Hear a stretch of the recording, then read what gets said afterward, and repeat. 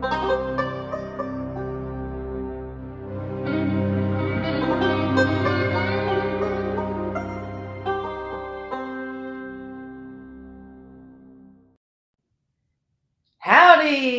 Welcome to the Rebuilding Hollers podcast.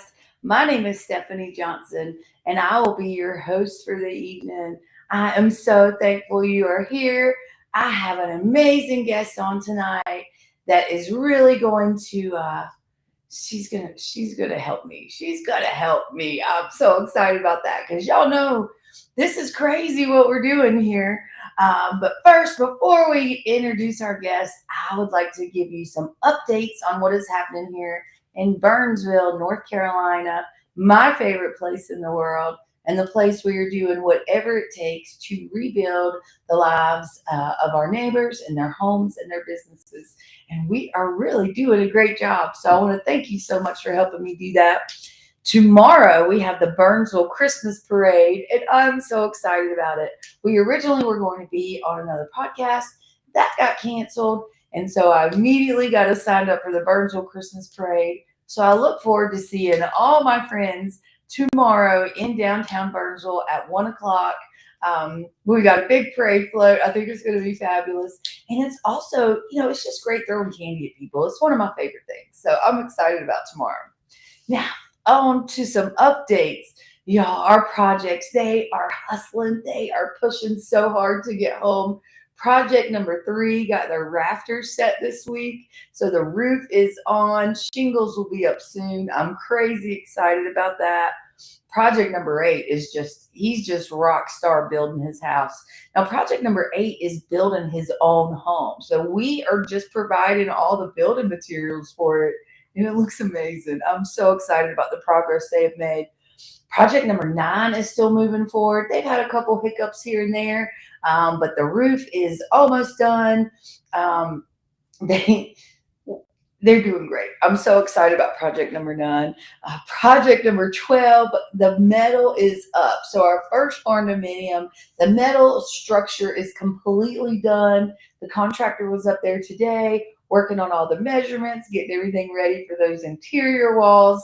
So he's going to get started next week. I'm so excited about that. Project number 32 had their well installed last week. And this week, the septic started being installed. So those are the 2 things I like to do first. Before we start digging footers and foundations, I want to know we got water, and I want to know there's a place for the water to go. So that is coming right along. I'm so excited about that. Project 34 has made amazing progress. We've got that all leveled up, and now he is, because the water destroyed the basement and then was 4 foot within the house. And so he's getting all new windows and doors. And so those are getting framed in. So we're real excited about that. Project number 78 has made significant progress this week as well. We were able to get their gutters all done this week and the floors ordered. So their hardwood floors will be here hopefully next week. Sheetrock got hung and almost finished. So still moving, a lot of stuff going on there. Project 118 is so close to being done. I'm so excited. That project also got gutters hung this week. We found an incredible gutter guy, and I'm so thankful. They've got their flooring is in, the appliances are in, the cabinets are in, the trim is done. So just a couple more things. The plumbing will finish up next week. The plumber was supposed to be there today, but he did not show up. So hopefully he will be there Monday. And that way we can get all the plumbing fixtures installed. Just a couple more things to do. And we're going to get a certificate of occupancy, and we're going to get that neighbor home before Christmas. So I'm real excited about that. Project 174 is another self-build by the property owner, and he is doing an amazing job. So we are buying all his materials while he builds, even though I said, do you want me to send some help? He's like, no, I want to build my own house. And I love that. I'm so excited for him. Now, Project 510, that is our next high school build from Mountain Heritage Construction Technology Program. They're building that at the high school, just like they did with 118. So we've got our flood permit certification done this week, and we've got the location picked out. And so hopefully next week we're going to go ahead and dig those footers and start building that foundation. So I'm really excited about that. There's so many processes and procedures to the building, and I'm so proud of Yancey County and the folks that I'm working with within the inspections office, making sure that the contractors know and that we know what we need to do to get these homes rebuilt. I know a lot of people have been saying that they're making it difficult, but what they're really doing is ensuring that you are going to have a good home. And I love that. I think that's just what matters. That matters so much. So now don't forget, anytime throughout the podcast, if we're on live, which is Friday night at 8 o'clock, we want you to interact with us, especially with this guest. This guest knows what she is talking about. We have a bona fide doctor on with us tonight, and I'm so excited to introduce y'all to Dr. Charryse Johnson, which is a psychotherapist, author, and clinical mental health consultant who has spent more than 20 years helping individuals, families, and communities navigate seasons of stress, uncertainty, and trauma recovery. That's where we're at. That's us. We're trauma recovery right now. As the founder of Jade Integrative Wellness, she blends neuroscience, psychology, and integrative wellness to help people understand their emotional response and rebuild from the inside out. I bet I'm the guinea pig tonight. I think that's going to happen. I may cry. It's okay. Dr. Johnson is widely sought after for her ability to bring calm, clarity, and practical tools into moments when life feels overwhelming. Dr. Johnson has supported communities facing natural disasters, collective grief, and displacement and ongoing recovery, offering evidence-based strategies that stabilize the nervous system, strengthen resilience, and restore a sense of agency. Her mission is to make mental health approachable and accessible, and to help people reconnect with themselves, their community, and their hope. I'm so excited about this. We need her. I need her. I already want to cry. I'm so excited to have this kind of help and support available for our community. So without further ado, please help me introduce Dr. Johnson. Hi, I'm so excited. I'm so excited to have you. Thank you so much for taking the time to join us tonight on Rebuilding Hollers podcast. Yeah, my pleasure. Thank you. So you're having a good day today? It's been a great day. I am in Mooresville, North Carolina, visiting my daughter and her beau. So it's been a great day. I love that. I love family. My brother did a surprise visit up here today, and I'm really excited about Oh, that. I also got to see yeah. family today. So, Oh, so you specialize in really what my community here is dealing with. yes, yes. I spend a lot of my time helping individuals and communities who have been through trauma and just really understanding how it doesn't stop when the moment stops. And that's where a lot of people just kind of don't understand that dynamic and how it lives in your body and carries with you, and all the reminders and the grief that Yes. is also very present when you're experiencing constant loss. Right, right. And I think I've tried to tell people that Helene didn't just come through here and leave. Yeah. Helene is Yes. still here. Like now Mhm. that the leaves have fallen down, all the landslides are exposed again, all the damage. See, in just Mitchell County, we lost 49% of our tree canopy. So now when we walk outside, there it is. There it is. It's Yeah. And all reminding, and there's something called ecological grief that a lot of people don't talk about, but with what you experience, that's very real, where, these are places that you've been and you've grown and you have memories and you've raised families or were raising families. And when that's gone, you can often feel like a piece of you was washed away with it.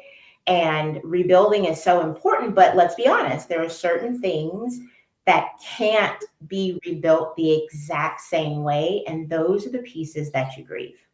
so I'm gonna need to write that one down. Ecological. Ecological grief. Yes. Yeah. That's exactly what I'm dealing with. So my favorite place in the world is the Toe River. And I floated and paddleboarded and canoed that river more than anybody will ever know. I lived in that river from really July till mid-September. This is the Mhm. first year that I wasn't in it, because I believe it's Wow. still very damaged. There's a lot of Yeah. pollution, a lot of metal, but it is when my Facebook memories pop up and I Mhm. see, memories this past summer, I would just sit there and cry just watching them Yeah. just run because I Yeah. feel like it's going to take years before that river is ready for us to get in it again. Yeah, and you think about the fact that you said you are in the river and you would be there. Nature is one of the most therapeutic things that we have access to. Right. So when something like that is taken away, that might have been a place that you've gone if you needed to clear your head or if you had family come in and you wanted to show them something beautiful. So it also becomes, well, wait a minute, now that that's not there anymore, what do I do? How do I manage my time? Where's my space that I go to unwind and reset? Yes, it's gone. Yeah. So what I did is I created a nonprofit to distract me until my river's back. I don't know Yeah. anywhere to put that. Sometimes I'll look back, I'm like, this is my distraction. This is, Yeah. I feel like I'll be doing this until that river I can safely get back in the river. Now there were people in the river this year and not locals, no locals were in it, but there was a tourist outfit putting people in it. And it was so it was so sad to drive by and see Yeah. them and know that the river stinks. I mean, it has a weird smell to it now. There's all this Yeah. pollution and metal and broken glass. I Mhm. mean, there's Mhm. so much in the water. I felt bad Mhm. that they paid money to go in it, but also I kind of felt like she's just not ready. You know what I mean? So I Yeah. don't know, Yeah. it made me feel a certain way to see them. A lot of people felt that way. Sure. Well, especially because you knew what it used to be, right? And so you know that even the experience that they're having isn't what it was. And again, it's grieving all over again because you want that back, but it's not overnight. Right. Yeah. No, I want it back so bad, so bad.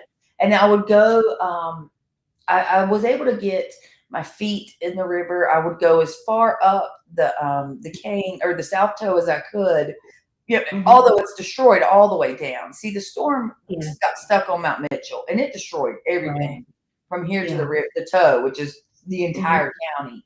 Um, Mhm. but but I would try to get up above where I felt like a lot of the pollutants were and stuff, like Mhm. right outside, right in the Mhm. national Mhm. parks. And Mhm. even then, it's just so hard. But I was like, Yeah. I just need to touch it. I need to feel the river. I need to because it's ice Yes. cold in the middle of August. It's Yeah. ice cold. Oh, wow. But that's a really great thing to do, honestly, is to go to any part of it that you feel is clean enough and smells well enough, or to even take some of it and purify it. And just to have it as something that you go, I want to see it. I want to put it in a glass jar. I want to do something that reminds me that we're going to get back to that place. That's a very tangible thing to do. And even touching it, if somebody feels comfortable, is a very powerful thing to do because it allows you just to kind of sensory connect and reconnect with the memories that you used to have. And, those pictures were probably painful, but they also give you an opportunity in your heart and in your spirit to go, but I know those moments, and that river now is a part of me. And that's why we're rebuilding because we are going to reclaim our area back. I love that. You know, I very much right after. Let's see, it was probably 15 weeks after the storm.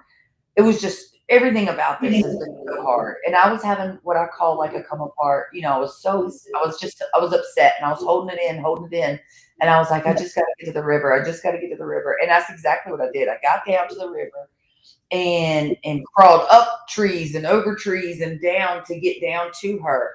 And and I knew that I was holding tears back until I got there. And then I knew once I got to the river, I could give them all away. Yeah. But then Yeah. when I got there, I was so at peace.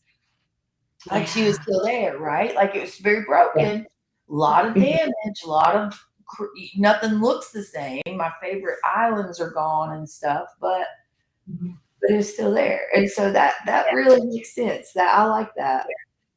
And There's something about what you said that reminds me of mountain people, right? yes, Some things have happened to you. You've been broken. It's different, but you're still here. right. You know, Yeah, we're not going anywhere. You can't that's get what. us out of these mountains. Yeah. No. We're crazy about these mountains. It's like Yeah. stepping back in time here. Mhm. You know, it's very, very much nature and just I don't know. When I first moved here 15 years ago, I remember the first night. Our first night here was Christmas Eve, and I woke up the next morning. And it was snowing, and I took this huge breath, and I thought I can breathe. There's just something about how you feel in these mountains is different than anywhere I've ever been in the world. Not that I'm world traveled, really, but Yeah. Yeah. it's just Special. it's so powerful. What I have done is since then, and for the last 14 months, I have went to different sites. I have a lot of building projects happening along the different rivers, and I've taken a rock from every site, little ones, Oh, I medium love ones, that. and I Yeah. bring them with me, and they're on my desk downstairs. And Mhm. my plan, what my thought process is as I get these properties rebuilt, as things come back, I'm going to take them back. You know what I mean? It's like I brought it Right. with me to have a little bit of the river with me while we're going through this process. Yeah, I love that. And I encourage you, as much as you feel comfortable, to take pictures of that rebuild, Yeah. right? It's a really helpful tool to be able to see progress and growth, because sometimes the rebuilding phase, it never goes according to schedule. It never happens as fast as you'd like it to. And sometimes if people feel like they're getting discouraged, then what will help them is being able to go, but this wasn't here before. And I see a glimpse of the foundation being reset. And just like you were giving updates at the beginning of the show, those things are important because they're a reminder of progress. Right. And you want to be able to see that physically, and you want to be able to feel that emotionally. Yes. Yes. That makes perfect sense to me because it's not going to be like it was, but it's still going to be better than it was after the storm. Like we're getting there. We're Yes. getting there. Yes. So I'm going to ask you I got a list of questions. So All right, let's do it. we'll go through I'm ready. a year later, folks are still on edge with unfinished rebuilds. We're having a lot of problems. I want to get into some of the problems so that you can help me manage through some of these because not only do I deal with my own anxieties or stressors, but I have hundreds of projects and daily people reaching out also desperate for help. What is the fastest way to calm the body when stress spikes? Yeah, in order to calm the body, we actually want to go to the body and use our senses. So, just like you talked about touching the water or touching a rock, coming across a texture. But one of the most important things that you want to do is to pause. So, sometimes you need to step back from what you're doing, what you're trying to solve, and the frustration, and really start with the breath. You mentioned you first moved to the mountains, it snowed, and you went, I can breathe, right? And so we think when people say, hey, take a breath, that they're being dismissive. Sometimes they are, but essentially, diaphragmatic breathing actually helps calm the body down. What that means is in through the nose, hold for a second, out through the mouth. And if you do that 12 times or within 1 to 2 minutes, your parasympathetic nervous system, which is the part of the body that says, okay, let me come in and help you, it signals the body, all right, we're okay, let's come down. And then that kind of opens up our minds so that we can get back to things. But a lot of times we need to pause. We need to step back or step away from whatever we're feeling, whether that's frustration over a build that's not going correctly. It could be an interaction with someone that isn't going well. Move away by yourself. If you're comfortable, close your eyes, take those diaphragmatic breaths, and then ask yourself, okay, what do I need? Right? And what's the next step that I want to take? I love that. That is very Yeah. good. I need to be able to call you when I want to hurt somebody. It Yes, has been absolutely. That's not. real. I mean, my neighbors, my community. I'm crazy about them. I love them so much, but like where you mentioned, away from people, this has been hard. This has been Yeah. hard. I'm crazy protective about my community, something you know about me. And we got Mhm. so overrun with scammers and con artists. We still have some here. We still have people taking advantage. And that's hard for me to witness because I can't protect everybody, right? Like I got Right. a call the other day. Oh, it made me crazy. This lady had give this other organization $50,000 to build her home. So she got insurance money.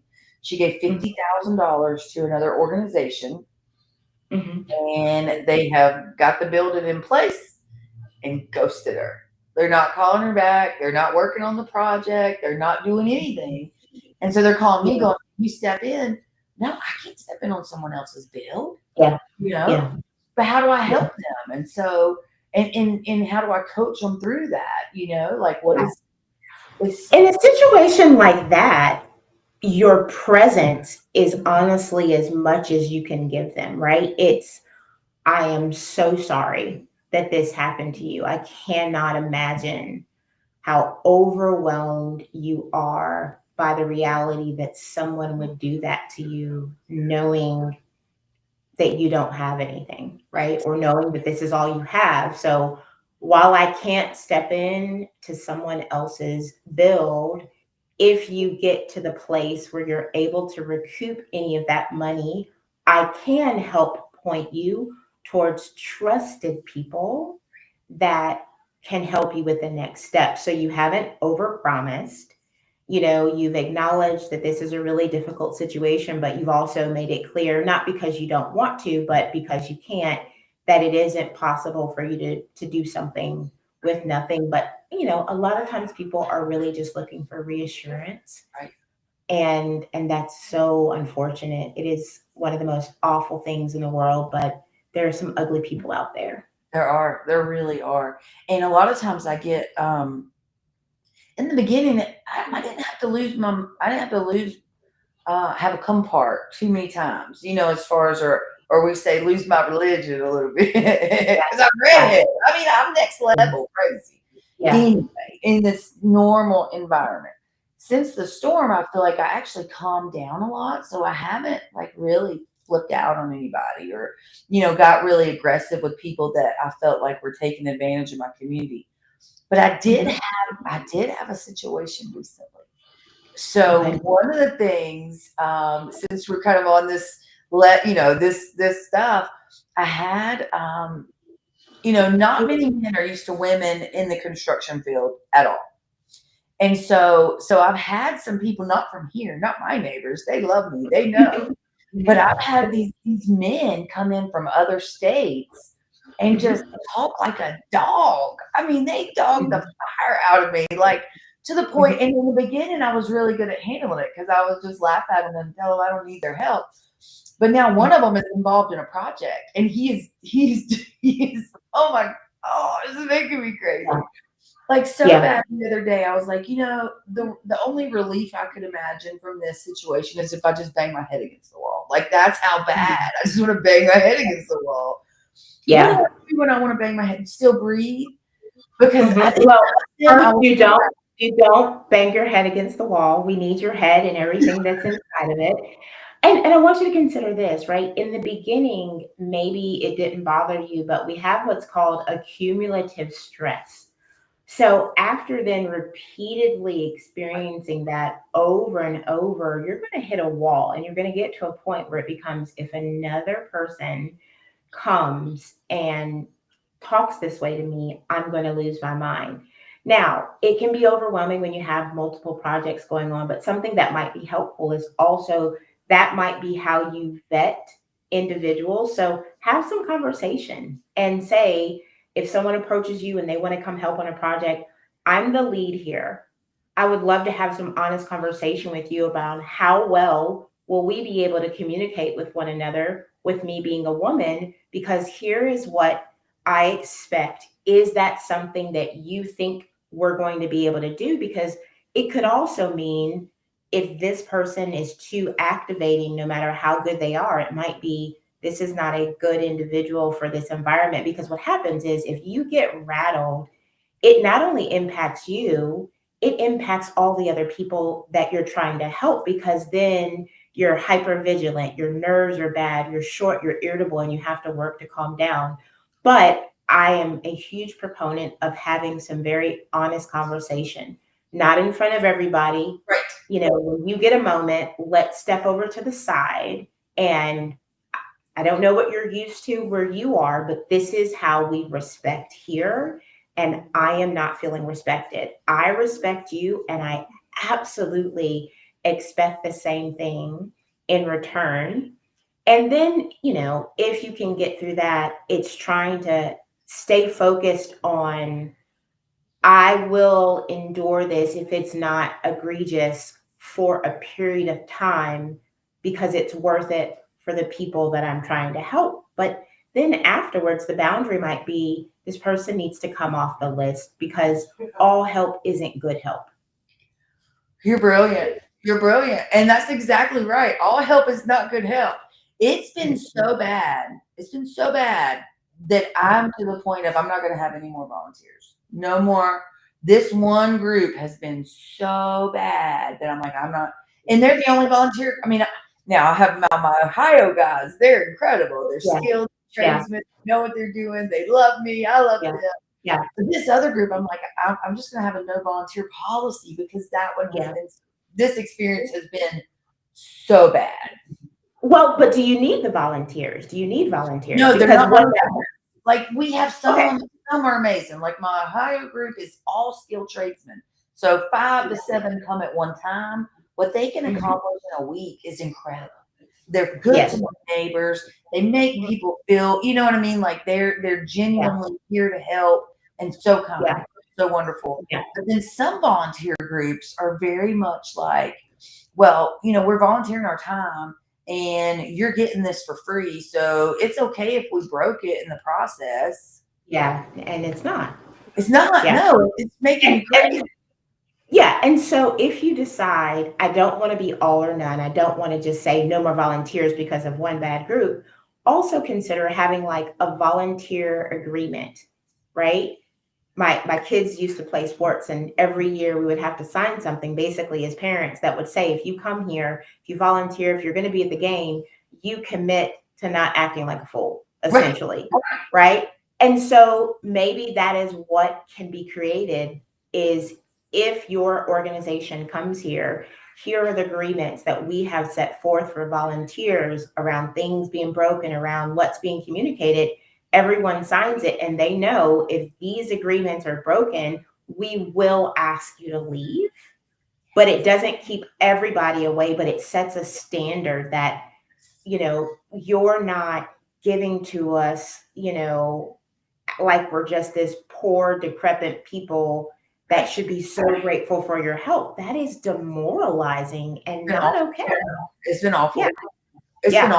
awful. My project that this is happening to, it has made them feel so less than, and Yes. we have, they call me and it's just been it's been so hard because most volunteers don't come with that mindset. They don't come with that, they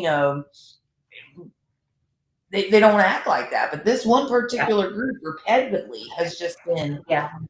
horrible, Yeah. and it's like, look, we appreciate you. We're thankful for you, but we still want to build a good home. We still want their home to be beautiful, to be lit, you know what I mean? To be all these things. Absolutely. They lost everything. Yeah. They've Yeah. lost And everything. sometimes, sadly, people who haven't lost everything don't understand, Right. right? Not all of them, but sometimes there are individuals who have a level of arrogance in their serving and don't realize how horrible that can make other people feel. So it's a communication. You are not only here to help in terms of being hands, but we also need your heart. Right. And this is what we expect that to look like. And cut people out if they're not able to do that because you've all been through enough. Yeah. And the last thing that you need is the people who are supposed to be helping you hurting you. You Yes. deserve better. Thank you. I appreciate that. And I'm glad I can watch this over and over and take my notes because yes, Yeah. that's exactly what I want to do is really lay out the expectations that they will have to sign or there's definitely got to Yeah. be because I know that God is going to keep sending me the people I need. And I don't want to keep them away. But the ones Yeah. that are coming and doing and making my neighbors feel less than, making them feel like literally this guy said to me, they only want the expensive stuff. They should just be happy they're getting a free house. And I said, actually, what they've ordered is the basic. It's the basic stuff. They're not Yeah. asking for Yeah. $100,000 cabinets. The cabinets didn't cost. Well, and here's the other dynamic. Even if they are, okay, after everything that they've been through, why would we not want to give them top of the line? Why not? Exactly. Are they less deserving because it was all taken away? So again, that's a mentality Yeah. that can be addressed. What people ask for, we want them to have. That's Is that exactly. going to be a challenge for you? And I feel like if you have those conversations in advance, people will get nervous and then you'll know these are the people that God has sent to work with us and to help us heal. And these are the people that they might be good in proximity, but they're not good in presence. Yes. You are Yeah. so good. You are so Um, good. What a blessing you are to me. I wish I would have um, called you before Thanksgiving because I was so so my administrative assistant went out of town and the last time she went out of town, it was pretty tough without her. So I said, okay, if you leave again, we're just closing the office. We had to come apart, come to Jesus with this one group, and she was going out of town. I'm like, yeah, we're shutting the office down. I need a yeah. break. I need a break. Because Yeah. you're right. It We did. accumulated, right? Like this one dude attacking me, attacking the project, attack, really just sent everything. All my projects are going smooth. And this one, these volunteers are just ripping this family and this Yeah. home apart. How can I control it? How can I Yeah. fix it and get it back down to now? All my other projects have no volunteers on them. They're all being built locally. And this one Okay. is too. I still hire locals to go in there and do other stuff because I Yeah. feel like that's the best way for our community to rebuild is together. Yeah. Yeah. Thank And sometimes it's a learning process, but we want to be careful not to have a bad experience kind of keep us from letting others in because, like you said, you have other individuals who are great. So we don't want to keep them away for the select few that need a little extra. Right, exactly. I love that. Thank you. You are so amazing. Okay, so the other thing we're experiencing a lot of is survivor's guilt. Survivor's guilt and numbness are still very big here. And I think even as much so as so one of my projects, they have a large family and they feel guilty about building a large home. And I'm like, there's 10 of you. You need a large home. So there's a lot of kind of guilt happening in that way. Are there any gentle ways to start feeling again without being flooded, through this Yeah. different types of survivor's guilt and things Yeah. going on? You put that very well. A lot of times the body and the brain will numb without us even trying because that is the brain's way of saying we're not ready yet. Okay. So, what I actually encourage is one of the ways to start feeling again is what we call inducing positive enjoyment. So, making sure that we're still giving ourselves permission to experience joy and connection and reminding ourselves that it's okay. Survivor's guilt takes a long time to navigate, but something that might be helpful in terms of the perspective is also reminding ourselves that while I may have lost people that I miss and love, I am able to carry the legacy of our community forward. So if I do something and we rebuild well, We could name a room in honor of someone that we love, or write their name on the wood before we cover it with plaster. There's all these different ways that we can still honor. But sometimes what happens is we're afraid that if we live, that we'll forget. And that creates a lot of guilt. But we also have to be mindful that our lives are a gift. I always tell someone there's a reason that you made it through the storm. And even though you can't see that right now, every breath you breathe and everything that you do to rebuild maintains the legacy of the community. Yes. And they would want you to keep living. They really would. I love that. That's beautiful. And we definitely lost some amazing members to our community. We Yeah. did. Here in Yancey County, we lost 11 souls. And then throughout Western North Carolina, I think there was over 200. So it has definitely been hard, um, Yeah. for our families that lost family members, lost Yeah. friends. There's been so much Mhm. loss, not just property loss, but the loss of lives. So that is a beautiful way to carry their honor and keep Yeah. rebuilding. Yeah. And maybe once you get to the point that you've rebuilt homes, you could always look at, do we want to do a community garden or a wall or a rock or something that honors those who we lost in our local community? I love that. That's Mhm. beautiful. Thank you. Mhm. You're Now with welcome. our children, so we have, although we're a small community, see, Yancey County has 19,000 people in it. Mitchell County has 15,000 people in it. So we're right at 30,000 people in our two small counties that we serve. And we have a lot of children here. And Mhm. the kids are still adjusting to everything that they lost.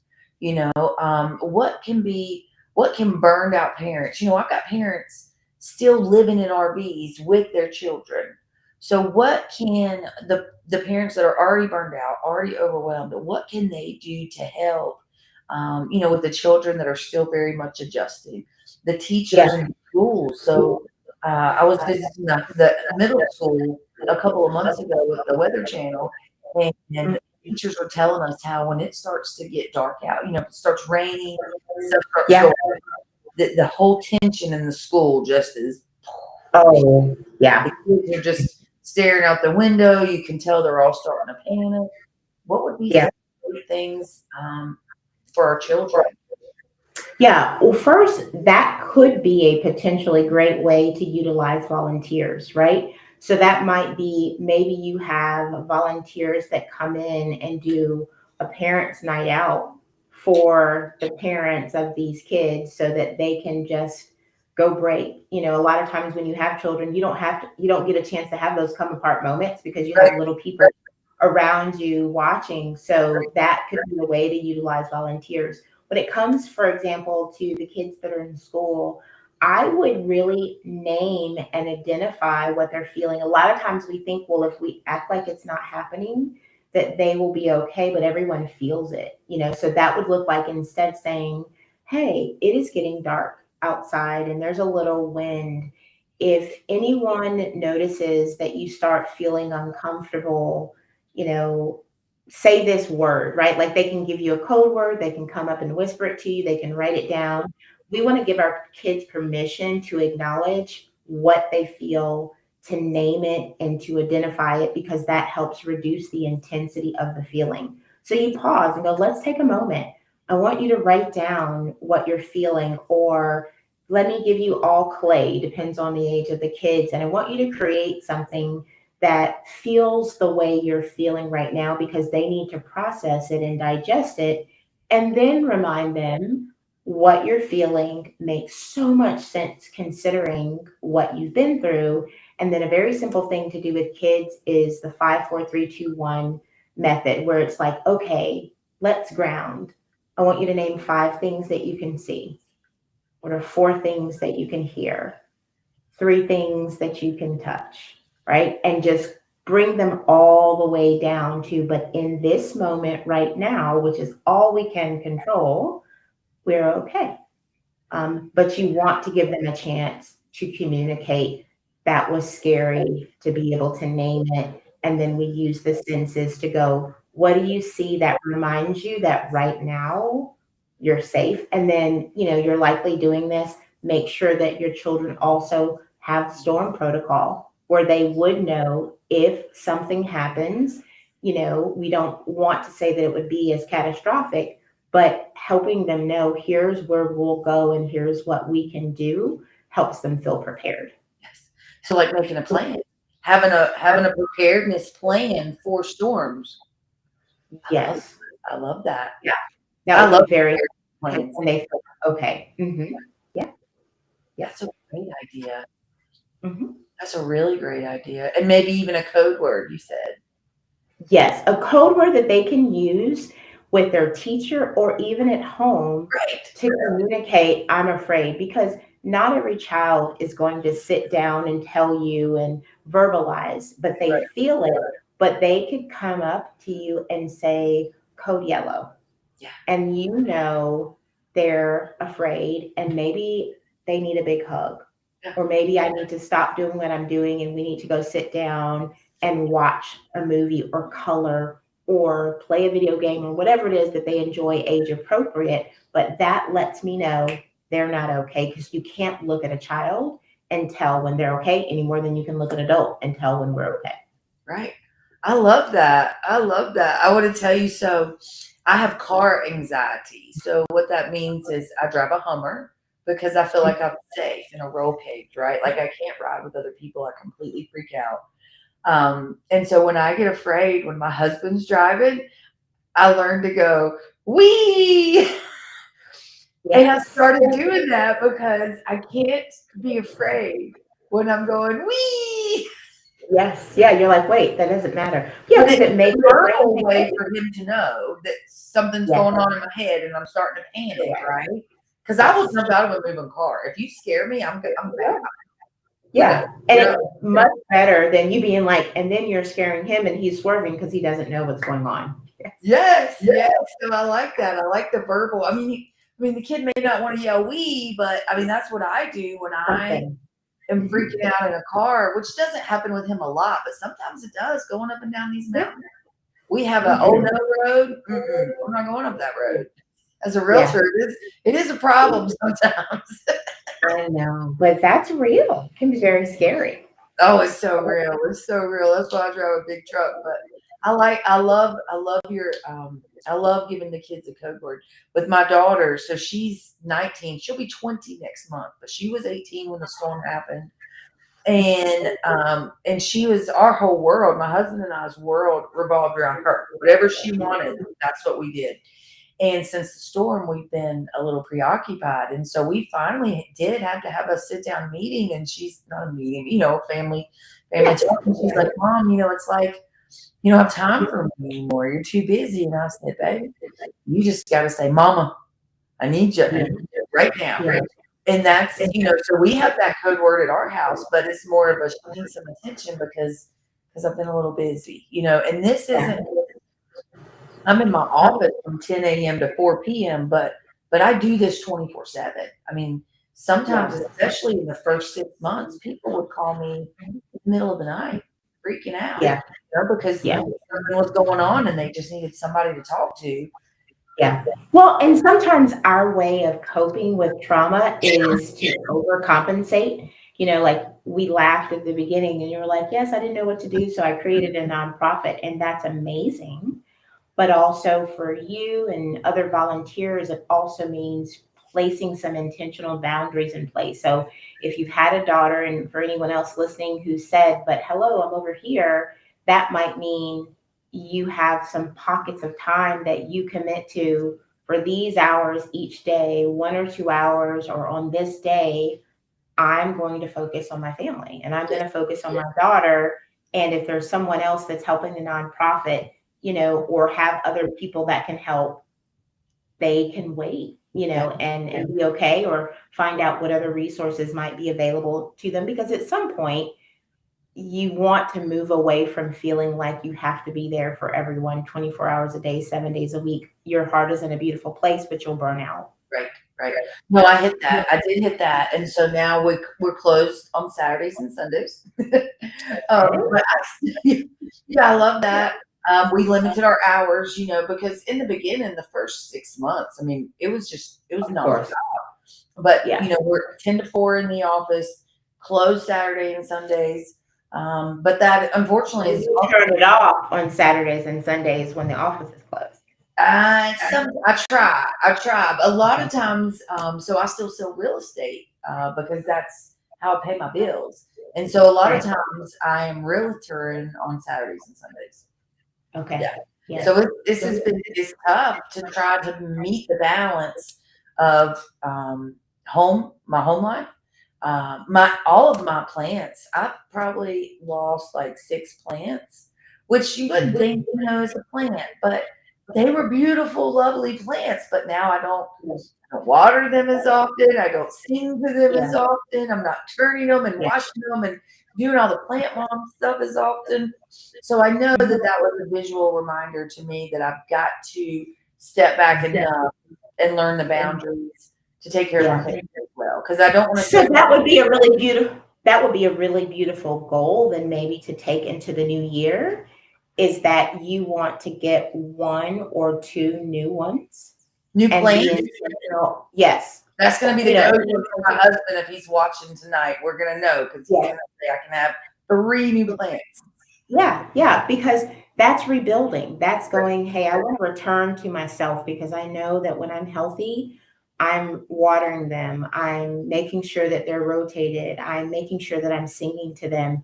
So, start small. Don't go get 6, right? But you go, let me start with 1 and be intentional about that because it really forces you to slow down, and then let me get another one. And I think that's a really great way for you to reconnect with a part of yourself that you paused in order to help your community. I appreciate that a lot because it's true. My home is it's been tough. It's been tough it's been tough. It's definitely been tough. So new plants it is. Thank you. Yes, it is. I have spaces. I've been killing them left and right. Don't get me. He won't. He's probably not watching, but we're gonna find out. There's always got to be a code so I know if he's watching the podcast. Yeah, well, that works. So with our community, this is another one that I think is very, our grief seems to come in waves, right? And so for the community, the grief feels endless. How can we grieve together without burning out? Because some neighbors, they didn't lose anything. Like me, my home was okay. Now it took us a couple of days to get out because we lost so many trees. But my home was fine. I did not have to fix or do anything in my home. And then I have neighbors that lost everything, or lost their driveway, or lost the roof. Foundations torn up. There's so many different elements. What would you say is a great way for the community to grieve together without people burning? I mean, it's going to be challenging, but what might be helpful, some things that might be helpful, for example, is making sure that you have a consistent space for people to share where they are, because sometimes what happens is people are grieving certain things, but they feel like, well, what happened to me wasn't as bad as what happened to someone else. 100%. And that's a big dynamic. None of that matters, right? We want to hold space for everything that is being felt, and we want to keep space available because there's no time limitation to grief. It is going to come in waves. It's going to ebb and flow. And even if you didn't lose something physically, it doesn't mean that your grief is any less because you're watching people that you care about who've lost everything. That creates a level of guilt. So a big part of kind of grieving together is keeping communication open. How are you doing? And giving yourself permission to be real. And gratitude. Gratitude is a very powerful way to work through grief. And it doesn't mean that you're ignoring your grief, but it means I'm holding space for both. So I'm going to acknowledge that Thanksgiving was really difficult because we were in an RV and we weren't in our home. And I'm glad that we were all here. I'm glad that we were together and that we had food. And so just being able to balance one another and then making sure that we are compassionate towards people who still need to talk about it, and find ways to work through grief that aren't always vocal. Everyone is not a verbal processor and wants to sit down and talk about it. So that could look like planning things, or I know probably about 5 or 6 months after the storm, I came to a place in Asheville and we did a weekend of yoga and breath work for people to come into the community and just have a place where they could pour it all out and didn't worry about overburdening us because we weren't going through the exact same thing in the time. So that's where you do want to find other people who can come in and say, tell me everything. I'm here for it. And you don't have to worry about it impacting me the same way it's going to impact your neighbor, because there's enough space there. So that's where community is very important. I love that. You are good. You really are so good. I'll put in your cell phone number in my phone. I'll be texting you. Okay, pick me up.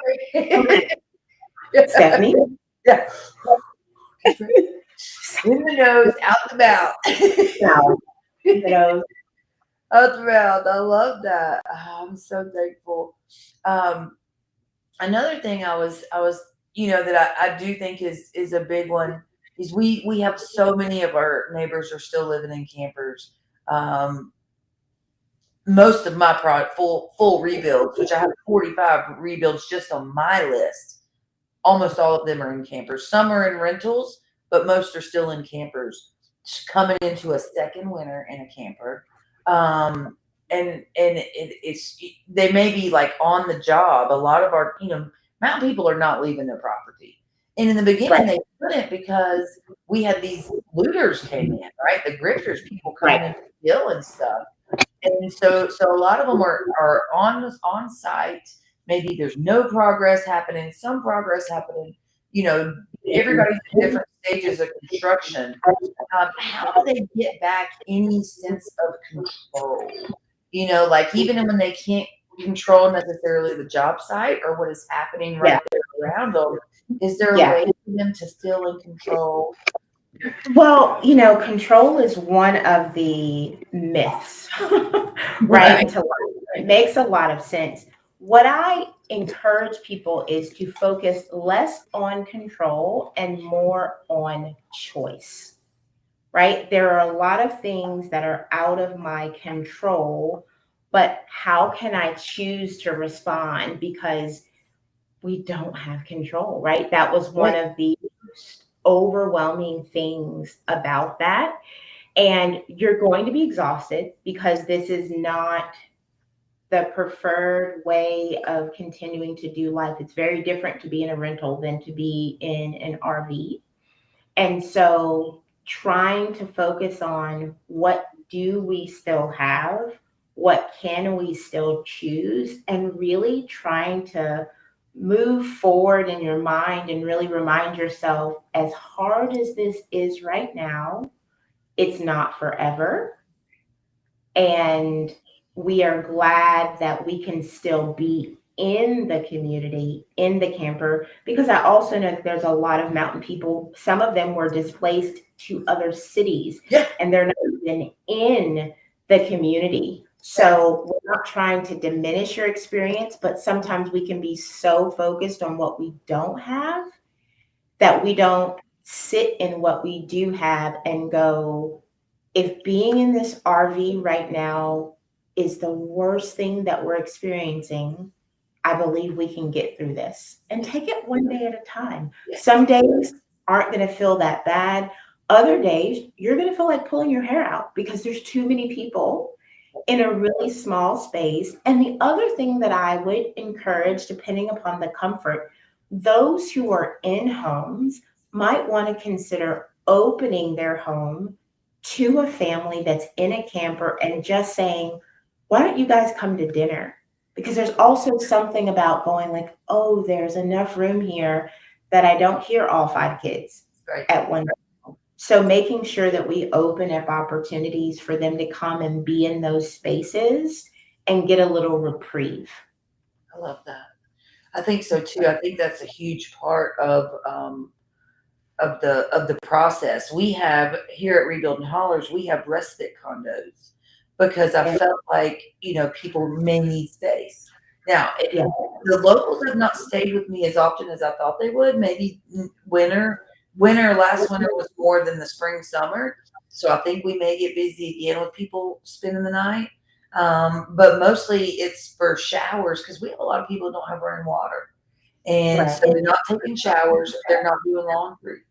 And one of my Yeah. projects called and she said, I'm sorry I haven't been by in a while, but I need to bring my family and shower and do laundry. I said, well, come on, it's open. Yeah. She said, I said, why haven't you come? You just come. It's all for free. We even got detergents, soaps, everything's in there. She told me she was scared DSS. Someone was going to call DSS on her. But so the kids were missing school because she felt like, she couldn't get their clothes, she couldn't give them a bath. Right. And I mean, Yeah. that's the reality we're in. Parents are scared DSS is going to be called on them. They don't have the Right. money to fix the situation. The RV doesn't have running water. I mean, it's just Yeah. Yeah. stress after stressor after stressor. Yeah. I, And sometimes it's also reminding them that's why these resources are here, right? that's what I told her. Now, yeah, we're used to being self-sufficient. So there can also be some, I'm embarrassed, I'm frustrated, I'm overwhelmed. And when we get overwhelmed, we get paralyzed. Right. So it's we can know something's here and not reach for it. So I think it's also very helpful to continue to put that message out there. If you can partner with the schools, that might be a part of the communication where they remind families, if you have a need, we want to remind you of the resources that are available. So sometimes a parent will go, oh my gosh, I totally forgot that that was available. We need to go. So just finding a way to keep it in front of them. Because when you're living in survival mode, you're just not thinking about all those things. Right. Right. No, that's exactly right. I'm so thankful for you. You have been so amazing. I want to get one more. If y'all would like to visit Dr. Charryse Johnson, please, here's her website and code. But still one more, because I think this could be one of the most important ones that we are going to talk about is we just passed the 1 year mark. We're at month 14 now. What usually hits people now? And how can the folks of Yancey and Mitchell County prepare for the next wave? Like, what is the next, what's going to happen to us? How are we going to feel? Yeah. So while it can be fairly unpredictable, what we do know is that year two is typically more difficult than year one. Oh, Year one, I know that can feel very sobering, but I want to be really honest. yeah, I You are appreciate in survival mode and getting things done, right? Just getting it done, getting it done. And that's the numbing, the not feeling, the distance. And then there's something about year two where the body starts to wake up and you really start to feel, and things slow down just a little bit. And there's typically more emotion. You might have more moments where you go, I didn't expect that to trigger me. I don't even remember where I was last Christmas, but there's something about the next one that's coming that feels very different. You might have in your mind that you thought you would be in a different place by now. And then you have the reality that where you thought you'd be is different than where you are. So staying connected is going to be so important. I encourage people to communicate with one another and share. Don't hold things in. If they're into journaling, that can be a really great way of kind of writing down their thoughts. But it's like the brain starts to open and says, okay, now we need to actually deal with some of the things that we protected you from in the beginning. So we want to pay attention. We want to pay attention to even our children who may have delayed reactions because now we're getting tired. This is exhausting, still feeling nomadic and not having everything back together is very taxing for us. It's a lot more to figure out. So there's no time limit. It may feel more intense. Those ebbs and flows are going to be higher, and that is all normal and appropriate, and it's part of healing. You're amazing. You really are. You're doing exactly what God created you to do because you're good. You are really good. That, Thank you. Thank you so much for helping me understand different elements of how we can cope with our emotions because it has become, like I had mentioned, I mean, very emotional. This is still, it's always been, I think, emotional, but it's still so emotional. There's still so many emotions involved and not, I've definitely needed this kind of guidance to help me not just help my community, but also to help myself because yes, yeah, I didn't want to beat my head against the wall, but I really did. I felt like if I could just have a big nugget on my head oozing, yeah, that would just relate to the world how I was feeling at the yeah, moment. Like, yes. Understandable. But compassion is really what you need. It's important to remind yourself that you really went through a life altering moment, and it's okay not to be okay. yeah, it's okay. Thank you. You're You're amazing. welcome. Is there anything else you would like to share with my community? I want to remind your community of how important their story is, and to never feel like it's not okay to remind people of what you're experiencing. It's not whining, it's not complaining, it's not being ungrateful, but to continue to communicate and use your voice, and that we still want to know about your pain, but we don't know if you don't share. Yeah. I love that. Thank you. Thank you for You're being so powerful and wonderful and sharing your evening with me. Thank you so much. I appreciate you. welcome. This has been incredible, y'all. It has been such a blessing to have Dr. Johnson on. What a powerful woman in helping us understand what can we do to get our community to feel okay and everything be okay again. So thank y'all so much for joining us tonight. I look forward to seeing everybody in town at the Burnsville Parade tomorrow.